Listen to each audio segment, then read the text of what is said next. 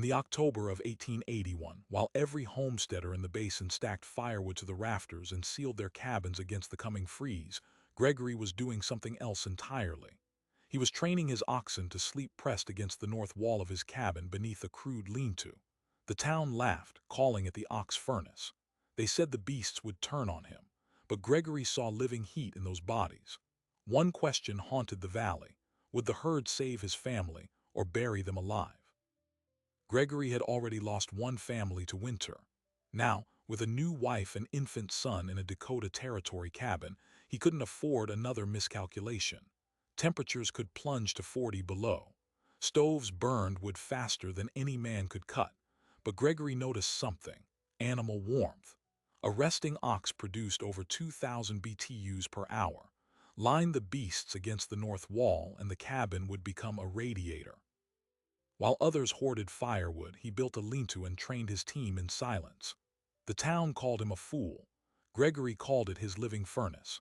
And as the first deep freeze approached, he was about to prove it would work, or die trying.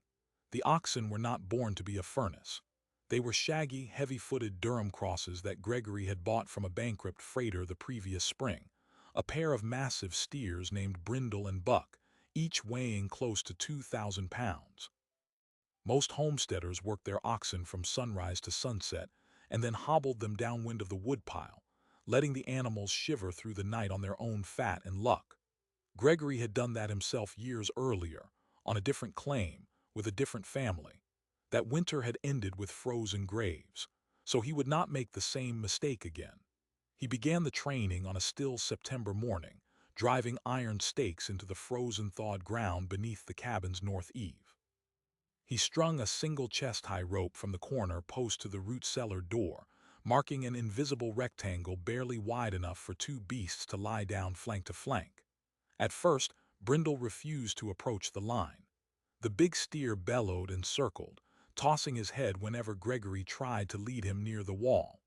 Buck stood motionless, watching with an ancient, unreadable patience.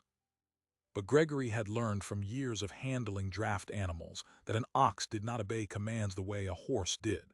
An ox learned through repetition so slow it felt like erosion.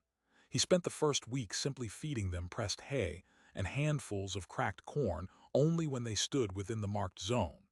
Each evening he moved the feed trough a few inches closer to the cabin wall. The neighbors noticed. A freight driver named Harlan Decker passed on the ridge road one afternoon and saw Gregory coaxing a pair of oxen to lie down against the house like house cats. Decker reined in his mules and watched for several minutes without speaking.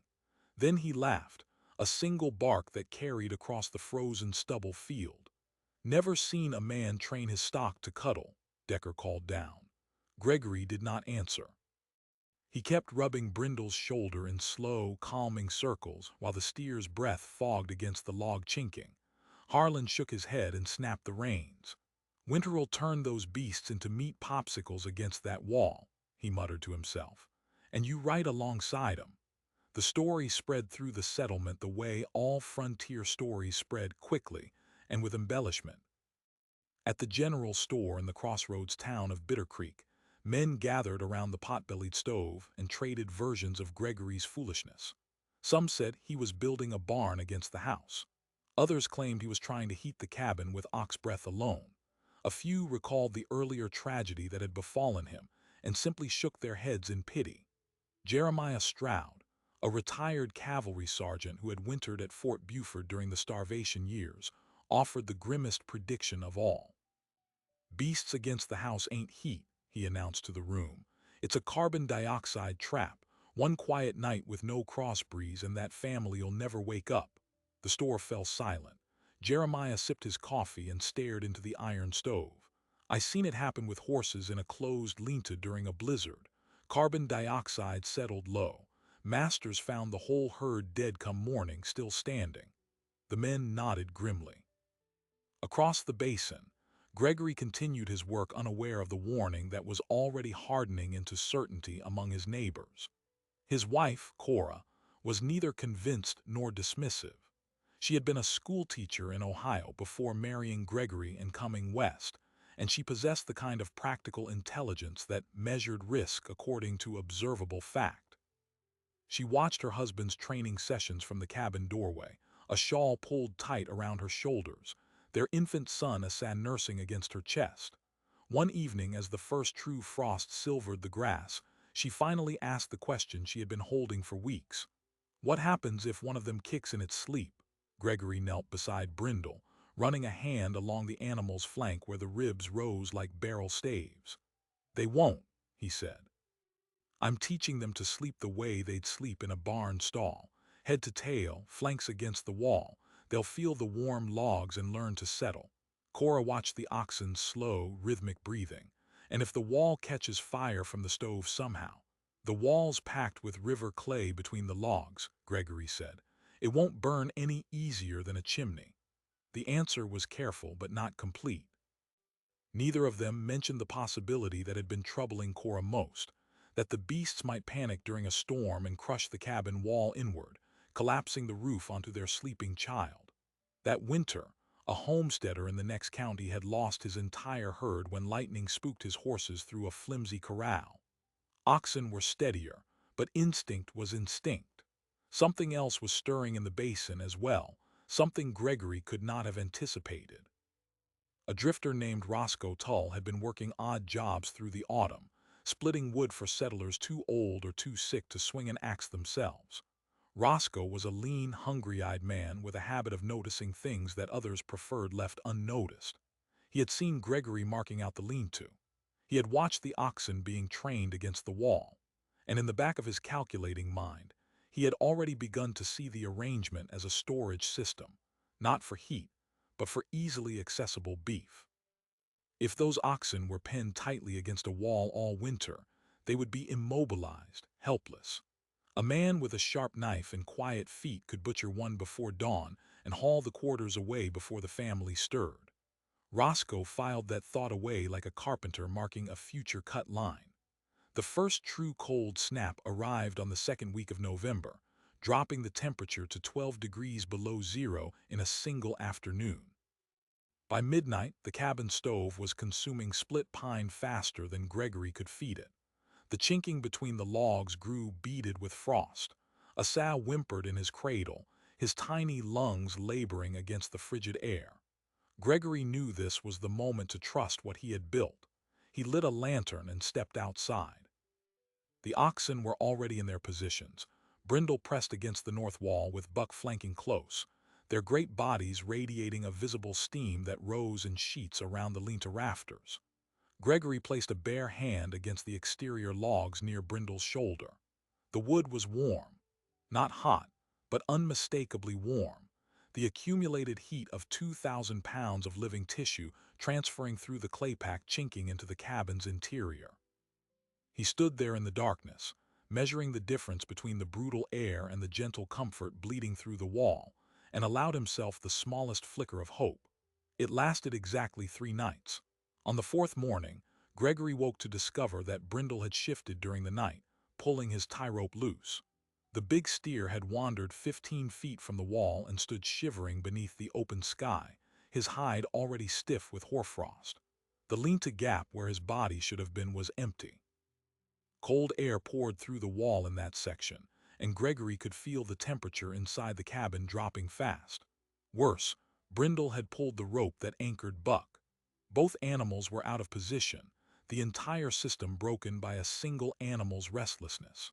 As Gregory scrambled to retie the ropes, he realized the fatal flaw in his design. He had trained the oxen to accept the wall, but he had not figured out how to keep them there if they woke in darkness and decided to move. And he was out of time, because on the northern horizon, beyond the frozen stubble of the basin, a heavy bank of cloud was already building, the kind of cloud old settlers called a white shroud. The first blizzard of the season was rolling toward them, and Gregory's living furnace was not ready. The rope had failed, and Gregory knew it would fail again. Brindle was not a restless animal by nature, but an ox tied in the dark with a stiff neck halter will shift to find comfortable footing. The moment he pulled against the rope, the knot slipped because Gregory had tied it to a driven stake, not through an iron ring. The stake had angled just enough in the frozen dirt to yield. A simple lever problem. Gregory stood staring at the empty lean-to gap while the north wind pried at his coat sleeves. The blizzard was still hours away, but he could feel the pressure drop in his eardrums, in his chest. He didn't curse. He didn't shout. He turned and strode to the tool shed, broke the frost-sealed latch with the heel of his palm, and pulled a heavy auger from the wall rack. His breath came in sharp white bursts as he knelt beside the cabin's north wall. With the auger bit, he bored 3 2-inch holes directly through the outer, chinking into the sound pine logs beneath. Then he drove iron drop pins, old wagon hitch pins he had saved for no specific reason, through the holes until they locked solid against the interior wall plate. To those pins he bolted a length of worn harness leather, each end fitted with a forged steel ring. The oxen would now be tethered not by rope and stake, but by layered leather through iron through wood through the cabin's own skeleton. If an ox pulled, the entire weight of the wall would resist. There was no slip. Gregory tested the rigging with his own body, hauling sideways until his boots gouged furrows in the dirt. The pins didn't move. The wall didn't shudder. The oxen watched him without alarm. Then he turned to the second problem, carbon dioxide. Jeremiah Stroud's words had found Cora. That night, while Gregory was still rigging the leather tethers, she had stood inside the cabin near the north wall with one hand pressed flat against the chinking and asked, "If their breath fills the lean-to, will it come through the logs?" Gregory couldn't lie. He had seen heavy livestock suffocate in closed pole sheds. The key was airflow. So he cut 2 narrow slat vents high in the lean-to's outer wall, each angled downward to prevent snow from driving in. The rising warmth of the beasts would draw fresh air through a low gap beneath the eave, flush the carbon dioxide out the upper vents, and keep a constant circulation. It wasn't elegant, but it was physics. The same physics that had failed him once already. While Gregory worked through the shortening afternoon, Harlan Decker passed again on the ridge road. This time he slowed his wagon but didn't call out. He simply sat there wrapped in a buffalo coat, watching the man below him drill and hammer against a frozen wall, while frantic cloud scud raced south across the basin sky. Decker's expression was no longer amused. It was the look of a man watching another man walk into deep water. That evening, with the clouds now a solid slab of iron gray pressing low over the valley, Jeremiah Stroud himself came to the cabin. He hadn't ridden. He had walked nearly 4 miles across frozen stubble because something in his conscience had unsettled. He found Gregory smearing bear grease into the oxen's pasterns to prevent frost crack. "I ain't come to argue," Jeremiah said. His breath hung thick in the still air. "I come to tell you what I saw at Fort Buford. Carbon dioxide ain't the only gas a beast makes. There's methane too, belly gas. Builds up in a closed space, and all you need is one lantern spark." Gregory looked at the old cavalry sergeant without hostility. "Lanterns on the far side of the wall, and I cut high vents." Jeremiah stared at the lean-to, then at the slatted openings, then at the leather tethers anchored into the logs. He was a man who could read a rig as certainly as another man could read a map. He grunted once, a low sound caught somewhere between surprise and reluctant approval. "You thought about methane," he said. "It wasn't a question."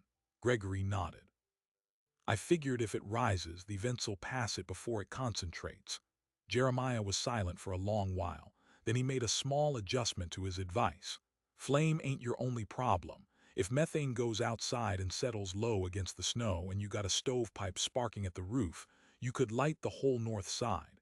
He pointed a gloved finger toward the chimney. "Run a tin deflector on the stovepipe. Angle your sparks away from the lean-to roof." Then the old sergeant turned and walked back into the gathering dark. He had not wished Gregory luck, but he had offered an engineering correction, and on the frontier that was as close to benediction as any man could give.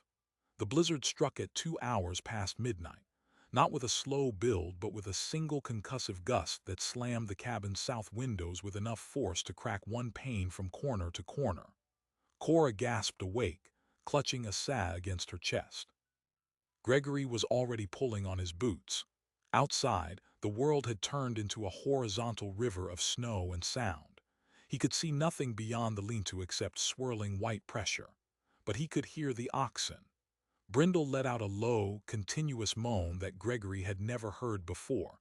Not pain, not fear, but deep animal confusion at the violence enveloping him. Buck stood planted like a stone, his massive head lowered against the wind, his hide rippling in waves as the gusts battered his flanks. Gregory checked the tethers with frozen fingers. The iron rings held. The leather was wet but not stretching. The animals were pressed against the wall exactly as trained, their great bodies radiating a wall of heat that Gregory could feel even through the storm. He placed both palms flat against the exterior logs where the oxen leaned. The wood was not just warm, it was hot to the touch. Over 2,000 BTUs per hour per animal, seeping steadily through the clay chinking into the single-room cabin where his wife and child waited. He went back inside, shut the door and dropped the heavy crossbar. The stove had burned low during his absence, but the interior of the cabin was still habitable. Not comfortable, frost still clung to the nail heads in the ceiling, but the air near the north wall was noticeably milder than the south wall. Cora was already moving, shifting Assaz's cradle closer to that warm zone. The system was working. Then the stovepipe began to shudder. A violent downdraft slammed through the chimney, blowing a cloud of ash and embers across the hearth. Gregory grabbed the damper handle and twisted it hard to close the flue, but the damage was already done. Several live sparks skittered across the floorboards toward the north wall, toward the invisible vapor that might or might not be seeping through the logs. He stamped them out with his boot heel, one by one, heart hammering against his ribs. Jeremiah's words echoed in his skull, but there was no explosion, no sudden ignition. The air remained air. Gregory didn't sleep. He spent the rest of that first night wedged into a chair near the stove, listening to the storm tear at the roof and the oxen breathe through the wall. Every half hour he checked the interior surface of the logs for any sign of moisture, any frost melting inward, any structural failure in the chinking. The wall held. The animals held. By dawn, or what would have been dawn if any light could penetrate the white occlusion outside, a new sound joined the chaos, a rhythmic grinding shriek that separated itself from the wind. Gregory recognized it instantly, a wagon tongue dragging through packed snow. Someone was out there. Someone was moving through the blizzard. The noise grew louder, passed somewhere to the south of the cabin, and then faded. Gregory cracked the door against the storm surge and peered into the howling white. He saw nothing but churning snow, but a single set of muffled hoof prints was already vanishing behind the drifting curtain, and they pointed directly toward the lean-to, then away. Roscoe Tull had not waited for clear weather. The drifter had used the storm as cover to approach the cabin, check the oxen's position, and then retreat before anyone saw him. Why he had come, why he had risked a whiteout to reconnoiter the animals, Gregory could only guess. But the guess was not difficult. A man did not crawl through a blizzard to look at other people's livestock unless he was measuring the distance between his hunger and their blood. Gregory shut the door and dropped the bar. He had spent weeks learning to trust the oxen. Now he realized he was not the only one paying them attention. The blizzard continued for 2 full days. For 48 hours the cabin remained a single warm cell inside a howling void of ice.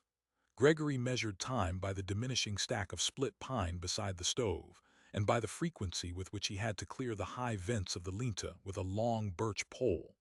Frost formed in thick white ridges across the outer logs, but the inner wall remained dry. The oxen's heat had created a microclimate. The exterior of the logs was frozen solid, the interior was warm enough to prevent freezing, and the clay-packed chinking absorbed the thermal shift without cracking. Cora, who had once asked practical questions about kicking and fire, now asked only one question each morning. "Are they still warm?" Gregory would press his hand to the wall and feel the slow, steady pulse of animal warmth radiating through the wood. "They're holding," he would say. And she would go back to sewing or nursing Assaz or humming a quiet Ohio tune that might have been a hymn. The oxen had become not just a furnace but a quiet presence. Their deep, regular breathing transmitted through the logs like a heartbeat. When wind gusts shook the roof, the beasts would low softly, and the sound would travel through the wall in vibrations that seemed to steady something inside the cabin. On the third morning, the blizzard broke as suddenly as it had arrived. The wind dropped. The snow stopped falling. and the silence that replaced it was so absolute that Gregory could hear his own blood moving in his ears. He stepped outside. The landscape had been entirely rearranged. Drifts rose in great sweeping curves around the cabin, some of them 8 feet high. The wagon trace was buried. The well marker had disappeared. But the lean-to stood clean, its slanted roof swept mostly free of snow by the wind, and the oxen were alive. Brindle turned his massive head and blew steam from his nostrils. Buck, the silent one, shifted his weight and lowed once, a deep, resonant note that rolled across the frozen basin like a bell. Gregory stood in the cold and felt something unlock in his chest. He had not defeated winter. He had made an arrangement with it. And in that moment of quiet relief, with the sun just beginning to pale the eastern clouds, he made a mistake that nearly cost him everything. He left the 2 upper vents closed. He had jammed them shut during the worst of the drifts to keep powder from sifting into the lean-to, and in the exhaustion following the storm he forgot to open them again. He went inside, fell into a dead sleep beside the stove, and did not wake for nearly 6 hours. When he finally opened his eyes, Cora was shaking his shoulder with an urgency that made his stomach drop. Asaz's breathing had gone strange, shallow, rapid, and punctuated by a wet rattle deep in his tiny chest. The carbon dioxide had not built up inside the lean-to, but the stale air had done something else. Without the vents moving moisture away from the animals, condensation had formed along the interior ceiling of the lean-to and dripped into the oxen's bedding. The wet straw had fermented in the confined space, releasing not methane in dangerous quantities, but a cocktail of ammonia and mold spores. That foul air had seeped through the tiny gaps in the logs and settled into the cradle near the north wall. Gregory's 8-month-old son was breathing poison. He grabbed the birch pole and ran outside, punched the vents open so hard the slats cracked, and then stood helplessly in the frozen yard while Cora kept Asaz bundled against her chest near the south window where the air was clearest. The mistake had not been the system. It had been the operator. The living furnace did not run itself. It required attention and adjustment, and Gregory had treated it like a solved problem exactly when it most needed monitoring. By nightfall, Asaz's breathing had steadied. The fresh inflow of dry winter air had scoured the ammonia from the lean-to, and the oxen's steady warmth once again radiated cleanly through the wall. But the lesson had been permanently engraved into Gregory's understanding. He had built something fragile amid the violence, and fragility required vigilance. He began checking the vents every 2 hours around the clock, marking each inspection with a charcoal scratch on the doorframe. The 4th night after the storm, with the sky now clear and the temperature dropping to a skin-splitting 26 below, Roscoe Tull decided the time had come. He had waded through the blizzard in an abandoned line shack 2 miles north, feeding himself on stolen salt pork and snowmelt water. His planning had been cold and patient. He knew the oxen were tethered against the north wall. He had seen their positions during his storm reconnaissance. He knew Gregory was exhausted from days of crisis. He knew the cabin door had a wooden crossbar that couldn't be opened quietly from outside, but that didn't matter because he wasn't going through the door. He was going to butcher one ox where it stood, fast and quiet, and drag the quarters away on a sled he had cached in a nearby coulee. Roscoe started walking an hour before moonrise, a bone-handled skinning knife hanging from his belt and a coil of rope across his shoulder. The snow was crusted hard enough to carry his weight without snowshoes. He moved across the frozen landscape like a shadow on a white canvas, making no sound that the wind did not already own. He reached the lean-to just as the faintest edge of moonlight began to silver the basin. The oxen were visible as dark shapes beneath the slanted roof. Brindle was on the right, closest to the corner. Buck was on the left. Neither animal stirred.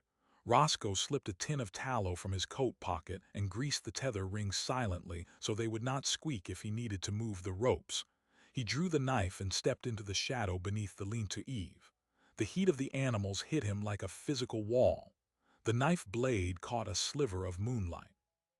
Inside the cabin, Gregory was slumped in his chair with a wool blanket pulled to his chin, his mind finally surrendering to exhaustion after 4 days of constant vigilance. Cora slept with Asaz cradled in the crook of her arm. No one in the basin knew that a man with a knife was standing 3 feet from their only source of winter heat. Roscoe leaned close to Buck's massive neck, looking for the hollow behind the jawbone where a single deep cut would sever the carotid artery. He positioned the blade. And Buck, who had stood like a statue through wind and cold and the collapse of storms, opened his eyes. Buck's eye caught the moonlight and held it. For one suspended second, Roscoe Tull stared into that dark, liquid oval and saw not the passive stupidity he expected, but something ancient and reading. Then Buck bellowed. The sound was not a low or a moan. It was a full-chested roar that punched through the lean-to roof and rolled across the frozen basin like a cannon shot. Brindle answered instantly, his own voice joining in a discordant wave. Inside the cabin, Gregory was on his feet before his eyes were fully open, the sound bypassing his exhausted mind and pulling him upright by the spinal cord alone. He grabbed the single-barrel shotgun from the wall pegs and threw the door open just as Roscoe's knife came down in a panicked arc. The blade sliced through the air where Buck's carotid should have been, but the ox had already twisted its massive neck sideways with a speed that no one who knew draft animals would have believed.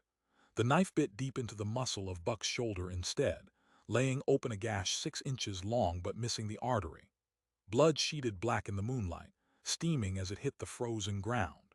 Roscoe spun and saw Gregory framed in the doorway, shotgun barrel glinting. The thief did not hesitate. He dove sideways over the low outer drift and vanished into the darkness with a speed born of pure survival instinct. Gregory fired one round into the air, the muzzle flash briefly illuminating the empty snowfield. Roscoe was gone. The tracks would be filled by wind before sunrise. Buck stood trembling against the wall, blood pooling from the shoulder wound, but the ox did not collapse. His eyes remained open and alert. Brindle lowed softly now, pressing his flank against his companion's weight. Gregory fetched the lantern and examined the wound by its wavering light. The cut was ugly but shallow. The shoulder muscle had taken the damage that had been intended for the throat. Cora appeared in the doorway with a salve bundled against her chest, her face pale. "What happened?" "A man with a knife," Gregory said. He was already pressing a clean rag against Buck's wound, holding pressure while the ox breathed heavily through flared nostrils. He was after the meat. It took until dawn for the bleeding to fully stop. Gregory sat in the lean-to with Buck's great head resting across his lap, the lantern burning low beside him. Brindle stood guard, facing outward toward the darkness where Roscoe had fled. The temperature had dropped to 30 below during the night, and the oxen's heat had probably saved Buck's life by keeping the wound from freezing solid before it could clot. The same furnace that attracted the thief had kept the victim alive long enough to be saved. By noon the next day, the story had begun to spread, not the truth of what really happened, but a garbled version carried by a trapper who had heard the shotgun blast from 2 miles away. At the Bitter Creek store, the men around the stove traded fresh speculation. Some said Gregory had shot at wolves. Others claimed he had been robbed by highwaymen. Jeremiah Stroud listened without comment, then rose and walked out without finishing his coffee. He was heading north toward the cabin. He arrived an hour before sundown, leading a pack mule loaded with clean bandage cloth and a jar of pine tar salve. He examined Buck's wound with the same silent efficiency he had once used on cavalry horses. "This was a skinning knife," he said, tracing the cut edge with a gloved finger. "Man knew where to cut, but the animal moved." He looked at Gregory. "Who was it?" "A drifter named Roscoe Tull. I've seen him around the basin." Jeremiah nodded slowly. "I know the name. He's been working his way through the county all autumn, taking odd jobs and leaving before anyone can connect the missing supplies. Nobody caught him because nobody's ever seen him take anything.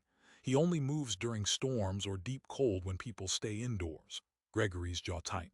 "He'll come back. He knows the oxen are here now." Jeremiah glanced at the tethers bolted into the logs.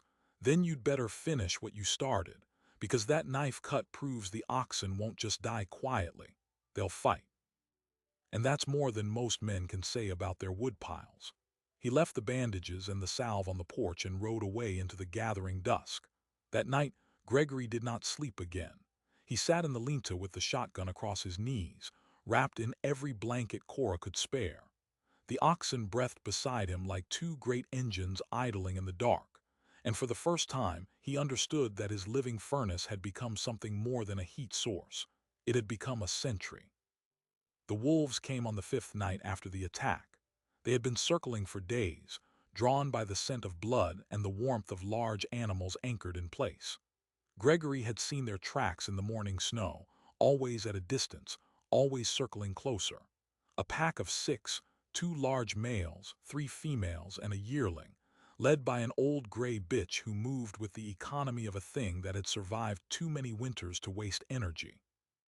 They attacked just after moonset, when the darkness was absolute and the cold had numbed Gregory's fingers around the shotgun stock. The gray bitch darted in low, aiming for Buck's injured shoulder. Brindle intercepted her, swinging his massive horned head in a sideways arc that caught the wolf across the ribs and sent her tumbling through the snow. The impact sounded like a hammer hitting wet leather. Gregory fired. The blast illuminated the carnage for a fraction of a second. Brindle planted like a fortress, Buck on three good legs with his injured shoulder turned inward and protected, the wolves fanning out in a half-circle, their breath rising in rapid white plumes. The shot grazed the male on the left flank. The pack retreated 20 yards but did not flee. They were testing. Gregory knew what testing meant. Wolves on the frontier did not simply attack. They probed. They learned routines. They measured the distance between the man's exhaustion and the prey's accessibility, and they were learning that Gregory could not stay awake forever. He spent the remainder of the night firing every 30 minutes to keep them at bay, counting his shells by feel in the dark. He had 14 rounds remaining. At sunrise, the wolves withdrew beyond the drift wall but did not leave the basin. Gregory could see their dark shapes moving against the white horizon, patient as death. Cora brought him coffee and bread, her eyes hollow with exhaustion. She had not slept either. Asa had cried through the night, sensing the tension that vibrated through the cabin walls. "How long can they wait?" she asked. "Longer than we can," Gregory admitted. That afternoon, Harlan Decker arrived unannounced. The freight driver had heard the shotgun blasts during the night and had tracked the wolf sign across the basin from the Ridge Road. He did not laugh when he saw the blood on Brindle's horns or the bandaged wound on Buck's shoulder. He simply dismounted and walked the perimeter of the lean-to, studying the drift wall that had formed around the cabin. And then he said something that changed everything. "That drift is a ramp," Harlan said, pointing at the curved snow wall that Gregory had once celebrated as his greatest achievement. The same barrier that had deflected the blizzard had now sloped upward in a gradual incline from the prairie to the lean-to roof. Wolves don't need a door. They can walk right over the top and drop down onto the oxen from above. Gregory stared at the drift. The truth of it hit him like cold water.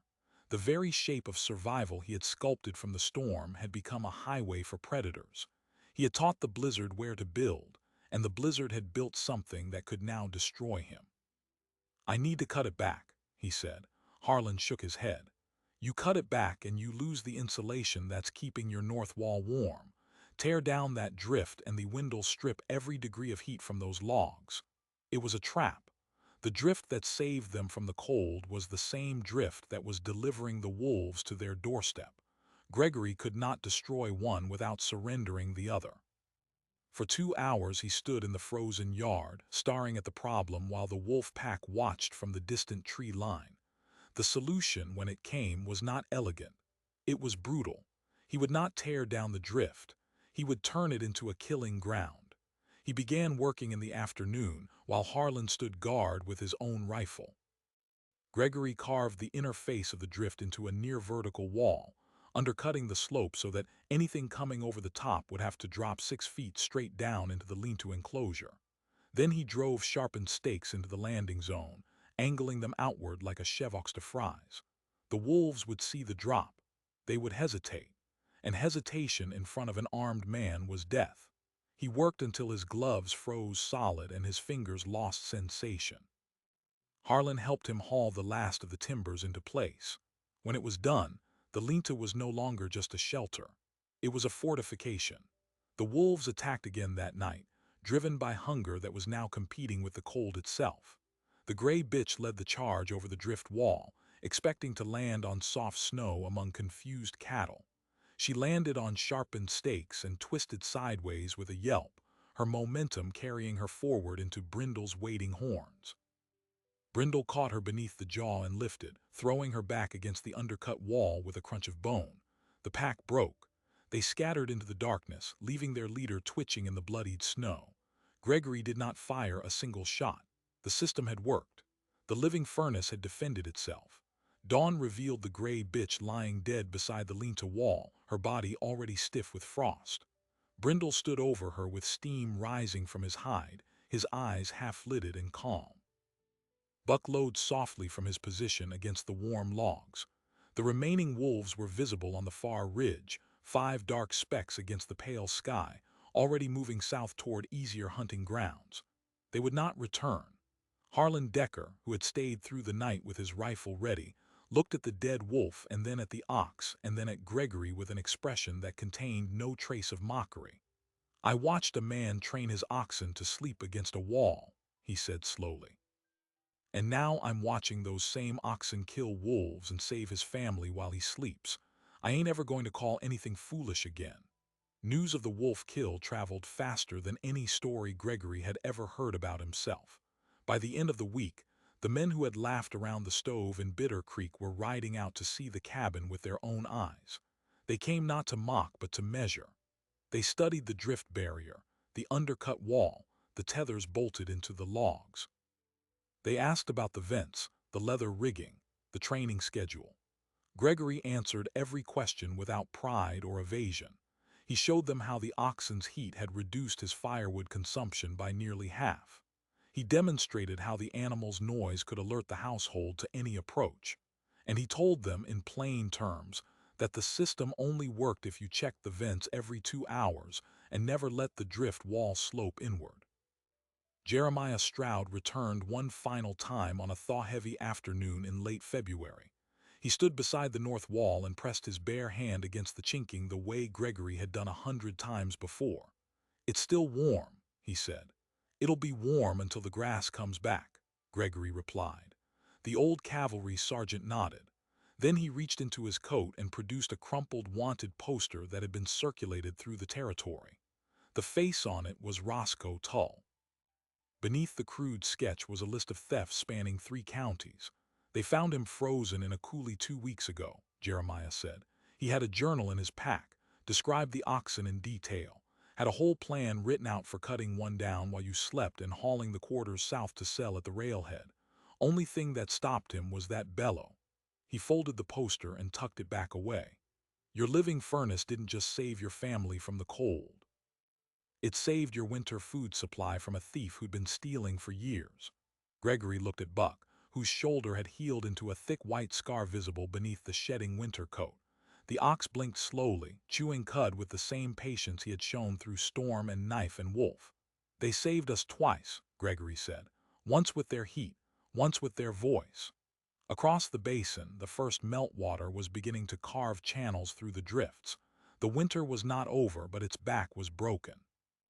And the strange little homestead with the oxen anchored against the north wall had become something the basin would not soon forget.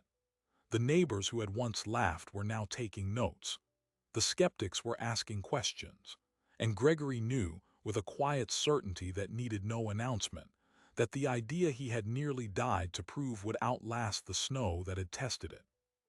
Spring came to the Dakota Territory the way it always came, grudgingly, in fits of thaw and freeze that turned the basin into a soup of mud and rotting snow. The drift wall that had once towered above the Linta began to slump and weep, its sharp undercut edges softening into gentle slopes of slush. The wolf carcass emerged from the melting snow, then was dragged away by scavengers. The sharpened stakes that Gregory had driven into the landing zone were pulled from the earth and stacked beside the woodpile for some future use he could not yet imagine. And the oxen, Brindle and Buck, shed their winter coats in great matted patches that Cora gathered for stuffing into a quilt she was sewing for Asaz's 2nd year. Nothing was wasted. Gregory continued to tie them against the north wall each night, though the urgency had passed. Habit had become ritual. The beasts no longer needed coaxing. They walked to their positions at dusk as though the rhythm had been carved into their bones. Buck's shoulder had healed clean, the scar a pale lightning bolt through his reddish hide. He moved without stiffness now, and when he lowed at moonrise it was a sound of contentment rather than alarm. One afternoon in early April, a wagon rolled into the yard carrying 3 men from the county seat. They were not neighbors. They were strangers with notebooks and a surveyor's transit, sent by the Territorial Agricultural Board to document what they called the Vale Gregory method of integrated livestock sheltering. The name was clumsy, bureaucratic. Gregory disliked it immediately, but he showed them the tether rig, the vent system, the drift-shaping technique that had turned a blizzard into a barrier. He explained the carbon dioxide problem and the methane risk and the ammonia lesson he had nearly paid for with his son's life. The men wrote everything down. They measured the cabin wall, the lean-to angle, the distance between the iron pins. They asked about BTU output and hay consumption and the psychological effect on the animals. Gregory answered what he could and admitted what he couldn't. "I ain't a scientist," he said. "I just paid attention." The youngest of the 3 men, a bespectacled fellow named Whitmore who had studied animal husbandry at an agricultural college back east, closed his notebook and looked at the oxen with something approaching reverence. "Do you realize what you've actually done here?" he asked. Gregory waited. "You've created a closed-loop thermal system using biological mass, passive solar gained from the south windows, and convective airflow through the lean-to vents. The oxen are essentially a living radiator, but they're also a carbon dioxide pump, a humidity regulator, and an alarm system. You've invented a machine made of flesh and wood and snow." Gregory considered this. "I just needed to keep my family warm," he said. Whitmore smiled.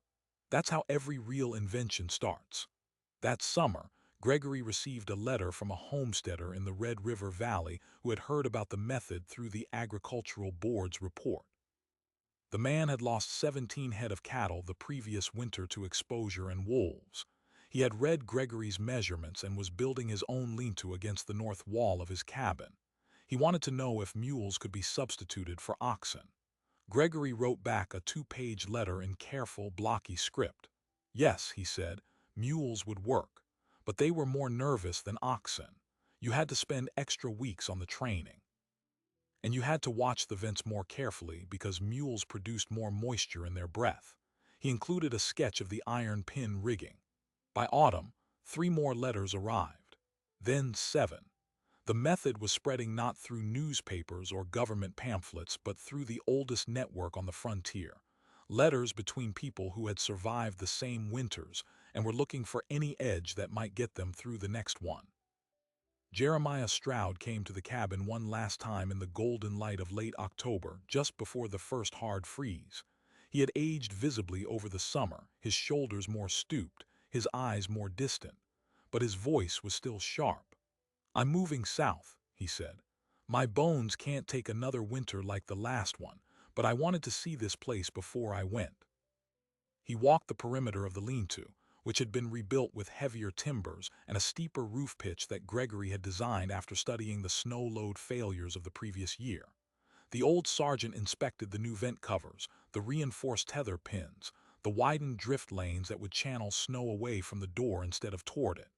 "You improved it," Jeremiah said. "Had to. Almost killed my boy with ammonia because I didn't check the vents."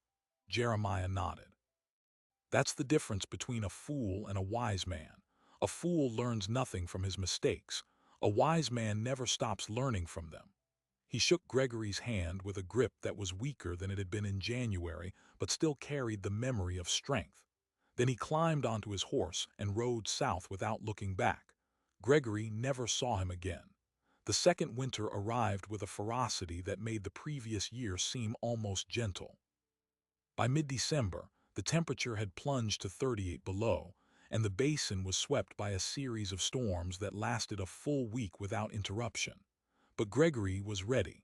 The vents were checked every 2 hours around the clock, marked by charcoal scratches that now covered an entire doorframe. The tethers had been replaced with heavier leather, reinforced with brass rivets. The drift wall grew exactly where he had taught it to grow, and this time he had shaped it from the beginning with an outward slope that prevented anything from climbing over. The wolves returned, a different pack this time, but they circled for only 2 nights before deciding the Linta was not worth the risk. The smell of the old wolf carcass, which Gregory had buried in the approach path, might have helped discourage them. Or perhaps the memory of Brindle's horns had passed through whatever silent communication wolves used to warn each other. Either way, they kept their distance.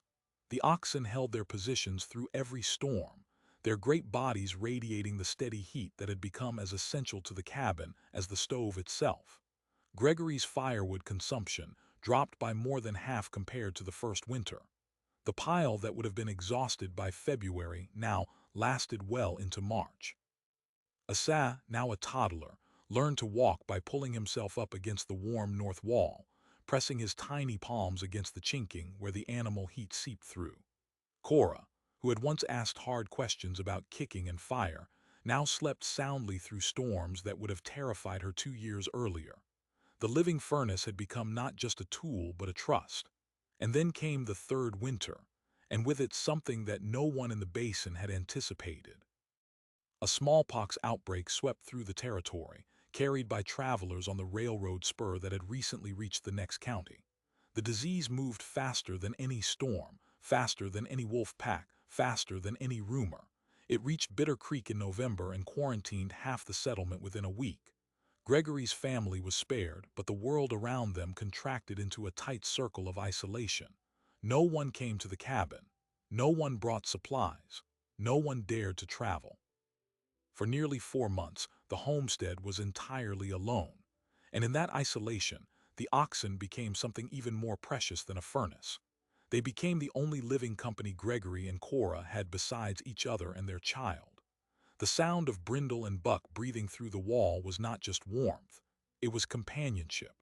Their lowing marked the hours.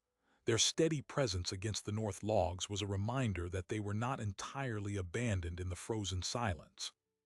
The Agricultural Board's report, published that spring, included a full chapter on what was now officially called Livestock Integrated Thermal Sheltering. The report cited Gregory by name and included his sketches of the iron pin rig, the vent configuration, and the drift shaping technique. It estimated that the method could reduce winter firewood consumption by 40 to 60% for any homestead with access to draft animals. It recommended adoption across the northern territories. Gregory read the report by lantern light, his finger moving slowly beneath each line. He found the language strange and academic, full of words like thermal exchange coefficient and convective loop optimization. But beneath the jargon he recognized his own life, his own mistakes, his own solutions. The report did not mention Roscoe Tull. It did not mention the ammonia poisoning that had nearly killed Asa. Did not mention the wolf pack or the gray bitch or the night Gregory spent crouched in the Linta with a shotgun counting shells. The official record would remember the method but not the terror. That was the way of history, but Gregory remembered, and he made sure his son would remember too. When Asa was old enough to walk beside him in the snow, Gregory began teaching him the same lessons he had learned in the dark. How to read a drift line. How to check a vent with a wet finger to feel for airflow. How to listen to an ox's breathing and know from its rhythm whether the animal was comfortable or distressed. The knowledge passed from father to son not through books, but through cold mornings and frozen fingers and the slow accumulation of attention. And one December evening, when Asa was 7 years old, the boy looked up from the charcoal scratches on the doorframe and asked his father the question that had been waiting in the silence for years. Will Brindle and Buck be here forever? Gregory knelt beside his son and placed a hand on the warm north wall. Beyond the logs, the oxen were settling into their positions for the night, their breathing deep and regular. No, he said, but the idea will. Years later, long after Gregory and Cora had passed, long after the original cabin had been dismantled for its timber, and the Linta had rotted back into the earth, the method survived. Homesteaders in the Dakotas, Montana, and Saskatchewan continued to build livestock shelters against north walls. The designs evolved. Some used horses, some used milk cows, Some added double-layered chinking or built stone heat sinks into the foundation. But the principle remained the same. The animal is not just a beast of burden. It is a living furnace, a breathing sentry, a companion in the long dark. The irony was not lost on those who remembered the laughter. The town that had mocked Gregory for training his oxen to sleep against a wall had, within a decade, adopted the practice so widely that it became unremarkable. The strange had become standard. The foolish had become wise. And the man who had been called crazy had outlasted every one of his critics, not by argument, but by survival. Brindle lived to be 18 years old, which was ancient for a working ox. When he finally died, it was in the spring, with the grass coming green and the warmth already returning to the land. Gregory buried him beneath the north wall where he had spent so many nights, and the following winter, a young steer named Ash took his place. Buck lived another 3 years, his scarred shoulder stiffening with age, his lowing growing softer each season. And when he too passed, Gregory buried him beside Brindle, and the north wall remained warm. Because by then, the idea was no longer dependent on any single animal. The idea had become bigger than the beasts that proved it, bigger than the man who conceived it, bigger even than the winter that tested it. So was Gregory truly brilliant? Or was he simply one of the few men desperate enough to see what the animals had been offering all along? The answer, perhaps, is both. Brilliance on the frontier was rarely the product of formal education or abstract theory. It was born from necessity so sharp it left no room for error. Gregory did not set out to invent a new method of livestock sheltering. He set out to keep his wife and child warm through a winter that had already taken one family from him. The oxen were not genius. They were given. The wall was not a laboratory. It was the north side of his home. But desperation, when paired with attention, can produce something that looks very much like wisdom. He watched. He measured. He failed nearly fatally, and then he adjusted. The vents, the tethers, the drift shaping, each piece was a response to a specific, terrifying problem. He didn't outthink winter. He listened to it until it told him how to survive. The broader lesson is not about oxen. It's about the value of solutions that are already breathing beside us. In an age that increasingly looks to technology for answers, Gregory's story reminds us that sometimes the most efficient heating system is a living animal. The best alarm system is a beast's instinct, and the strongest insulation is snow itself, if you know how to shape it. He didn't conquer nature. He partnered with it, turning the blizzard into a builder and the predator into a warning. The town mocked him because his method looked strange, but strangeness and wrongness are not the same thing. The frontier was littered with the graves of men who had done the sensible thing, stacked firewood high, built solid walls, and still frozen to death. Gregory survived because he was willing to appear foolish long enough to be proven right. And that is perhaps the most uncomfortable truth in this story. How many good ideas have we dismissed because they looked strange? How many solutions have we ignored because they came from a quiet man with dirty hands and no reputation? The basin laughed until the blizzard came, and then the laughter stopped. The men who had mocked came to measure. The agricultural board gave it an official name. But the idea itself was always simple: warmth where you least expect it, if you're willing to pay attention. If this story gave you a new way to think about resilience, or if you just enjoyed watching a man teach a storm to build his shelter, then hit subscribe. There are more forgotten stories like this one, buried in the snowdrifts of history, waiting for someone to dig them out. Thanks for watching, and we'll see you in the next one.